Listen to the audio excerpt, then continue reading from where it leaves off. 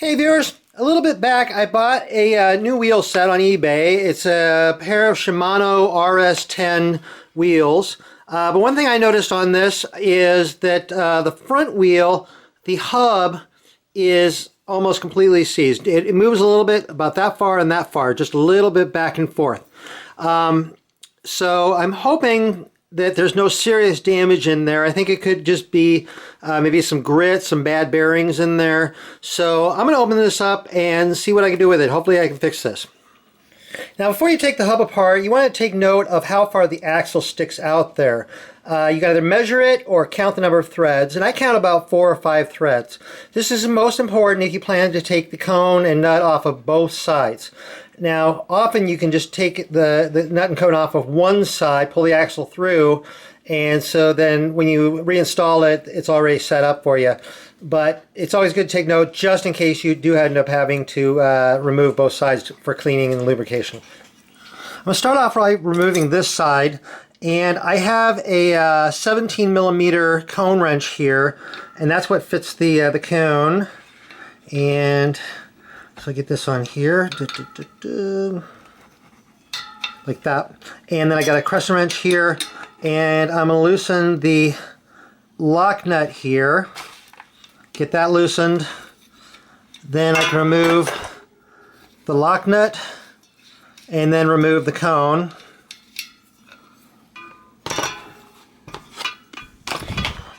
I can hold the other side as I remove the cone here.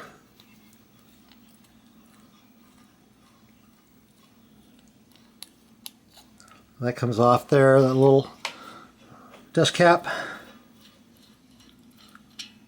And there's the cone there. And then I can pull this through. And the dust cap comes off the other side there like that. And I can pull that dust cap off there like that. Set that aside. And then it looks like there's like a little rubber seal in here, and I'll pop that out. And there's all the bearings in there. So I'm going to use a magnet to grab a hold of these and pull those out of there like that. Then I'll flip the wheel over, pop the little seal out of here like this.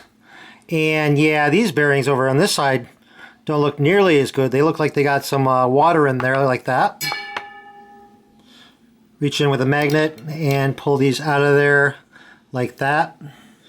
Now I have a rag with a little bit of mineral spirits on here and our paint thinner, and I'm going to use this to clean out the race, clean out all the old grease and the dirt and the gunk, and hopefully get that rusty stuff out of there like this. And get it all cleaned out and clean out the other side.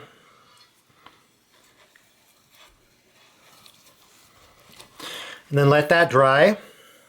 Then I'm also going to clean off like the axle and the cone here, and kind of get that cleaned up again in the mineral spirits. Get all that old grease and gunk off of there. I'm going to clean this cone as well. Around in here like this. And then clean off all the grease off of here, around there, like that, nice and clean. Next I need to determine what size of bearings were in the wheel there.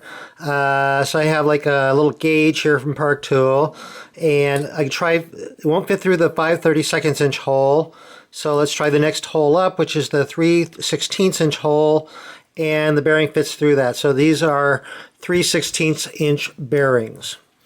And I have a whole bag full of brand new 3/16 inch bearings, so I'll install brand new bearings. So I'm going to start off by filling this race with grease, and I've got my little grease gun here, and I'm going to be using marine grade grease. You can get this at your local auto parts store, and I like marine grease because it is very resistant to water. Regular grease will, when water gets into it, it'll break down, where marine grease doesn't break down. And then there were 11 bearings on each side, so I'm going to use some tweezers and just place the bearings into the race and it should form a continuous circle around the race. And so there I am, 11 bearings. And then to hold them in, I'm going to use this little dust seal that I pulled out and then just kind of press that down in there, and that'll help hold them in place. But also the grease will help hold them in too. Flip the wheel over and do the same thing on the other side. Again, fill the race with the marine grease. That'll help hold the bearings in place. And also keep them lubricated once the wheels are put together. And then 11 bearings around the race. There, 11 bearings. And again, place this little dust seal over here like this. And press that down into place. Okay, now I'm about ready to reinstall the axle. I want to put a little bit of grease just on the threads in here, and because that'll help keep it from corroding here, and a little bit around the seal here, and just kind of rub it into the threads. And if water gets into the hub there, this will help protect it, or any moisture. And so now I'm going to put this in from the bottom side.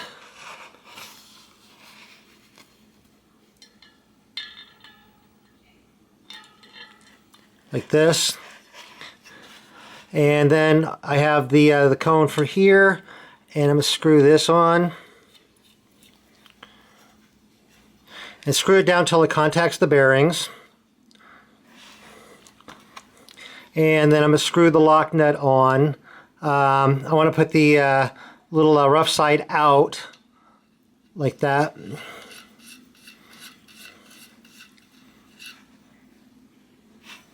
Now for this next step, I have the bottom side loosely mounted into a vise, so it'll hold that to keep it from turning. And now I can work on adjusting this cone and test to see how smoothly the wheel turns. And so that way I can kind of adjust the cone.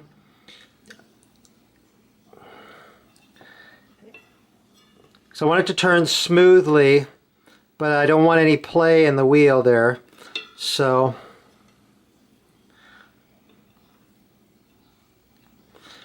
and I'm going to try it like this. That way I can hold the cone to keep it from turning and tighten the lock nut. Then from here I can take the hub out of the vise, turn it by hand, and that's too tight. So now I can put it back into the vise, hold the cone to keep it from turning,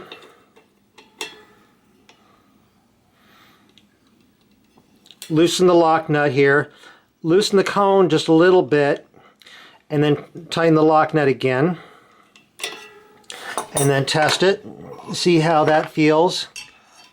And it's still not quite right, still a little tight.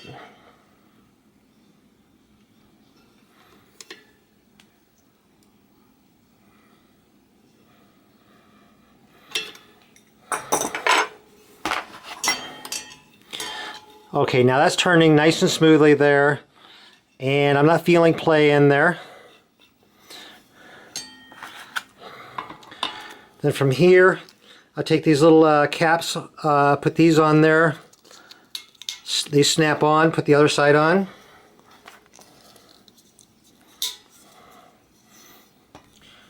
And there. Throw a quick release skewer on there, mount the wheel, and ready to ride. Well, I hope you found this video interesting or useful. If you did, please click like. I always appreciate getting likes on my videos. It helps me out. And if you're not subscribed to my channel, click the subscribe button and you'll see new videos as they come out. And I'm always coming out with new videos. And I'm also over on Facebook, RJ the Bike Guy. Go over there, like my page over there. I post a lot of stuff over there. Anyway, thank you very much for watching.